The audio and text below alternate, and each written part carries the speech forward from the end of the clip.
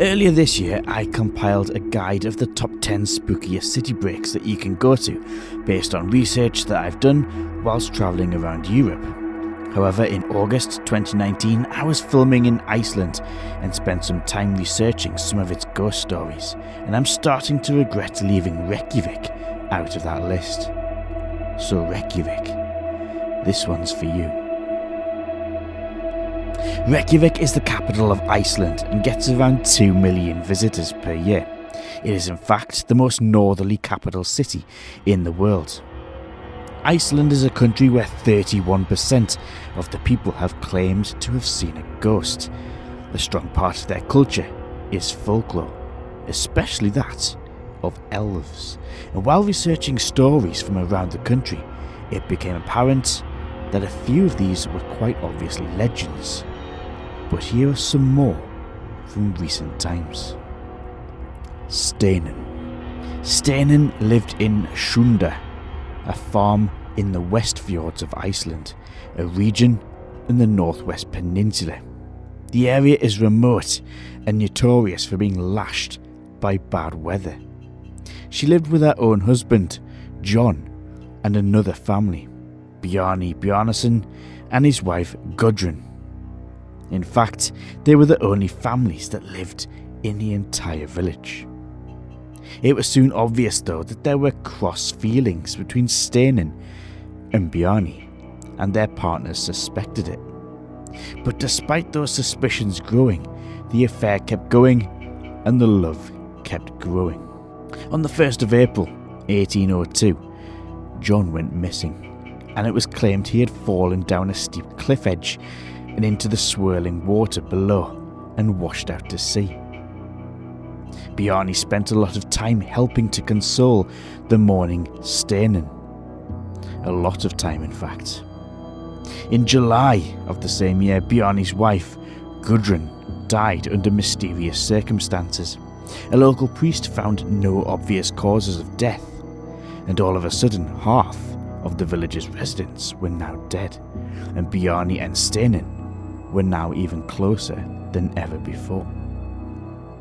Local folk in nearby villages and settlements were aware of the deaths, and suspicious eyes were now pointing directly at the two new lovers. But then in September, John's body was washed up, and foul play was quite obvious. The body was battered with cuts and bruises and shattered limbs. The couple were arrested and held on suspicion of murder, to which they confessed to straight away. They admitted that they had beaten John with a rod and disposed of the body into the sea. Gudrun had been poisoned, but when she did not die straight away, Steinan had held Gudrun's hands while Bjarni smothered her to death. On the 4th of May 1803, they were both sentenced to death, but despite several attempts to break out of prison, that was not the biggest problem. The biggest problem was that nobody in Iceland was willing to execute these pair. However, Norway agreed to do it, and they were sent there. Steinan died in custody before she reached the block, but Bjarni wasn't so lucky. He was put on a bending wheel, had his back snapped before going on a stretching bench and having his hands cut off, and then his head, only the latter killing him. However, the next problem came when the family wanted to bury Steinan, because after learning of her murderous history, no church in Iceland would take her. Her funeral at the old Reykjavik cathedral was cancelled, and in the end she was buried in a grave out of town on a hill marked by heavy rocks. By coincidence, the site is now the site of the new cathedral, the new main attraction of Reykjavik. However, the hauntings of the old Reykjavik cathedral had started and occurred mainly at other people's funerals. Remember, this was the lady who was not allowed her own funeral. Steinan's ghost is said to have been seen at tens of funerals. This window even had to be repaired after a man sat down at his own mother's funeral and saw Steinan sitting beside him, causing him to smash and jump through the window. Steinen's remains were eventually dug up and moved to a church that would finally accept her, and the hauntings stopped. There's more on Steinen later. The Hofti House. Best known for being the location of the Reykjavik summit in 1986, it is said that the talks inside, held between Ronald Reagan and Mikhail Gorbachev, started the end of the Cold War. Reykjavik was chosen because it was exactly halfway between Washington DC and Moscow. The house was built in 1909 for the residence of the French consul Jean-Paul Brulun and later the Icelandic judge Einar Benediktsson, who would all live here. In the 1940s, this building was the British Embassy after Britain invaded Iceland for strategic purposes in World War II. Today, however, it is mainly used for official government meetings and high-profile receptions. The building is said to have up to 4 ghosts haunting it. The rumour started during the memoirs of the first owners, who claimed that on multiple occasions a young woman was seen inside the house. It was believed that she was the ghost of Solborg, who poisoned herself in the house after Einar Benediktsson gave a controversial verdict on a notorious assault case. It is claimed that he saw her quite often in the house, as did later owners. While the building was used as the British Embassy, it was lived in by John Greenway, and he said that the government should sell the building over what he called bumps in the night. The house was later sold back to the Icelandic government. Another ghost said to haunt the house is said to be that of a former caretaker who has been seen on several occasions wandering around. There are several legends linked to the house. The first is that the house was built on a Viking burial site. Without any archaeological evidence, this theory has yet to be proven. Another legend is that upstairs in a locked cupboard there is a white dress, and anybody who wears it will die shortly after. Is it possible that this dress is linked to the Grey Lady, who is often seen upstairs? Without public access, it's hard to know if such a dress exists in the building. The legend has gained recognition by the Foreign Ministry, who have officially stated that we do not confirm or deny that this house has a ghost. So this is it. This is that building where allegedly the Cold War was said to have come to an end, and you can see you can't drive in here. Nice little barrier stopping you getting in, but since when has something like that stopped dead air in the past? It's hard to imagine that this little circular bit here would have been where their entourages, where they would have turned up with all their bodyguards. And then right here, you can imagine Gorbachev, Ronald Reagan, the 2 most powerful men in the world at the time, would have got out their vehicles and climbed up these steps into that building where they had their famous summit. Is it haunted? I love the stories about this place, and I'd love it to be true, but we'll never get in there. Reykjavik City Council own the building and pretty much never gets used for anything, so sadly it just remains something you can take photographs of. Reykjavik Cemetery. This is the largest burial place in the whole of Iceland, and it's very creepy. It really is a creepy but beautiful cemetery. It's kind of like Iceland's equivalent of Highgate Cemetery in London. So many different graves, but people say there's stories of children, dark shadows get seen in here at night. And you can sort of understand it. The atmosphere in here is very creepy. Oh, remember Steinen? That's her grave right there. In fact, this stone here is the cornerstone from her house, from her farmhouse, where she supposedly murdered her husband. Been moved here, and that is where her official burial site is right now. So many places to show you in this cemetery. We've got here a little tribute. There's 47 French sailors who drowned not far from here on the coast of Reykjavik, down there. But there's one ghost that, according to Icelandic tradition, should haunt this cemetery. And that's a tradition that the first person to be buried in an Icelandic cemetery needs to stay back, not move over to the afterlife, and protect it. Not just protect it, but to guide people as well. Now that goes for any cemetery, whether it's just your little gravestones in your local tiny little village, or like this, the biggest cemetery in Reykjavik. Now, when this was being built, an older cemetery we mentioned earlier on, further into the town, was being demolished. It was being cleared away. They were building on it, so they needed a brand new cemetery, and this one was being readied in time. Now, rumours began to go around of the very superstitious people of Reykjavik. No one wanted to be the first person to be buried in here, I can tell you that. They all wanted to move over peacefully into the afterlife. So it was a case of, well, I'm a little bit ill, hope I don't die next, because I could very well be the first person to end up in here. And it was a time when mortality was quite high in Iceland. Obviously it's very low right now. They're one of the healthiest countries, one of the best quality of life nations, shall we say, in the world. But that misfortune fell to this lady right here, and this particular grave is the first to be buried here in Iceland, and here she is, Gudrun Oddsot. I'm going to try and pronounce her name.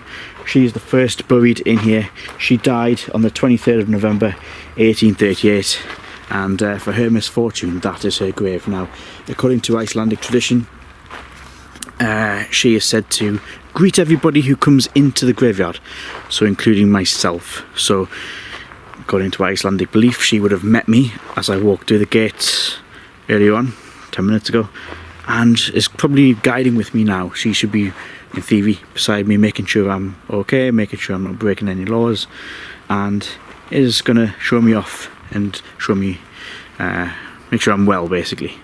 But that is the lady who many Icelandic people, by tradition, believe should be haunting this graveyard.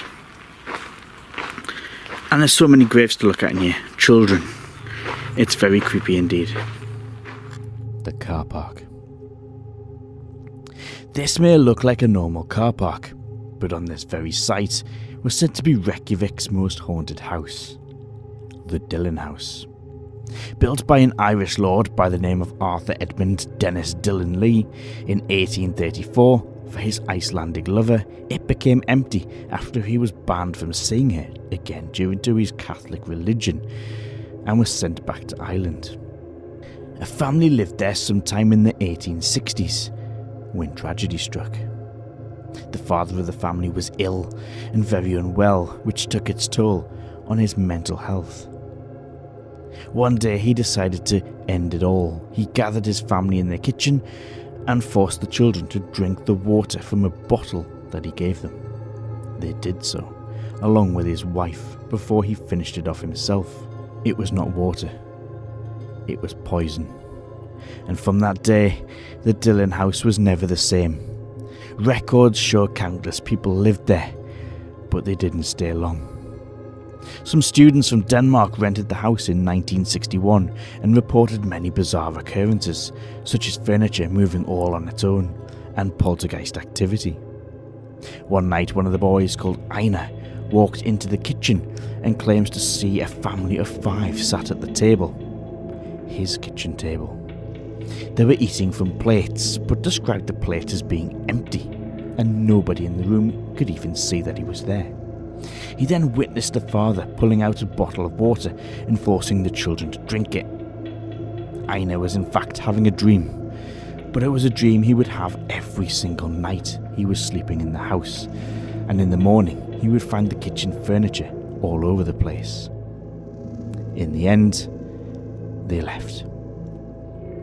So this is where the house once stood. Nobody knows if ghosts have moved or stayed here, but the original house was moved to the Arbeair Open Air Museum and serves as part of the cafeteria area. There are plenty of more ghost stories in Iceland. If you're visiting, try and book in the Hotel Borg, and if you can do so, get room number 48. It's known as the Dark Room, but not because of its colour, but because several children and babies have all been possessed in this room by something that talks in a deep voice. If you're going for a drink, visit this bar, because downstairs there is a wall that was once part of the old harbour wall and the old town. Some staff have claimed to have felt a presence and reported objects moving all on their own inside. Today the bar is about 150 metres from the harbour due to the way that the city has developed. If you're staying in other parts of Iceland, visit Akureyri in the north. Iceland's most famous local legend, the Deacon of the Dark River, originates from here. It has inspired countless pieces of art, poems and plays over the years, and revolves around a deacon who had a girlfriend who lived on the other side of the valley. One Christmas, on his way to see her, he was trying to cross a cold frozen river when he fell from his horse and smashed his skull on a rock below. His body was found by a farmer and buried in a nearby field with a stone marking his grave.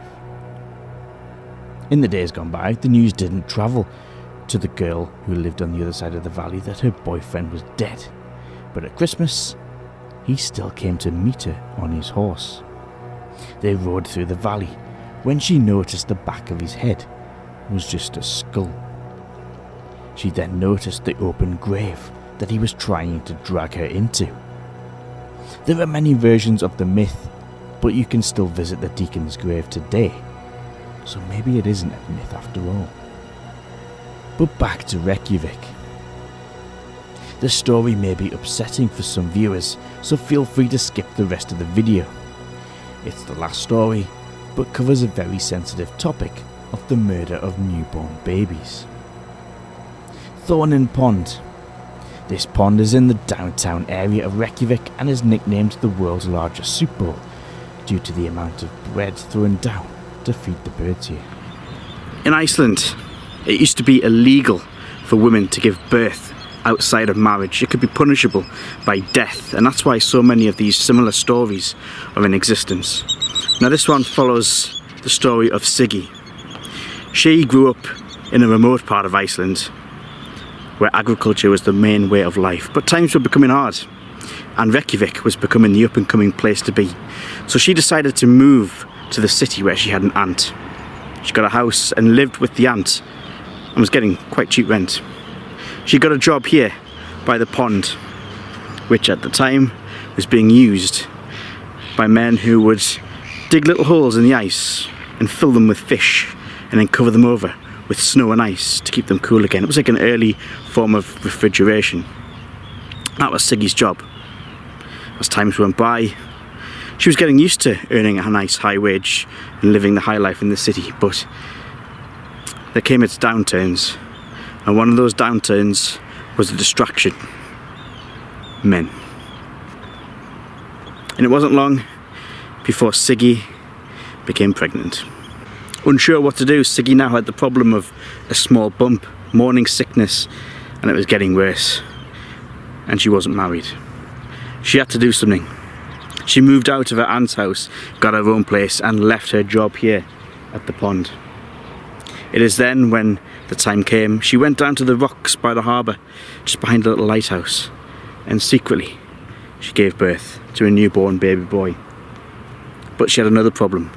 What was she going to do with it? She came straight down here to the pond, and where that bridge is behind me used to be a wooden bridge. It's now cars can go over it. She went down onto the ice, dug a little hole, but this time it went all the way through to water. She pushed her newborn baby inside and pushed it down under the ice. If the coldness didn't kill it, sure, it would have drowned. There is a legend in Iceland that mothers would do this to newborn babies to avoid punishment, and as a bizarre sign of love to the child, they would wrap it up in their best blanket before freezing it. I'm not suggesting that Iceland has a tradition of doing this, but I found 3 stories in my research that all revolve around women killing newborn babies by freezing them and being haunted by a presence that leads to them killing themselves. In fact, Iceland has the lowest murder rate in the world. On average, there's just 1.6 murders here per year. So technically, it's one of the safest places to visit. But if you want to see Iceland's most famous ghost, click here, because I'm going to spend the night in Iceland's famous haunted hut.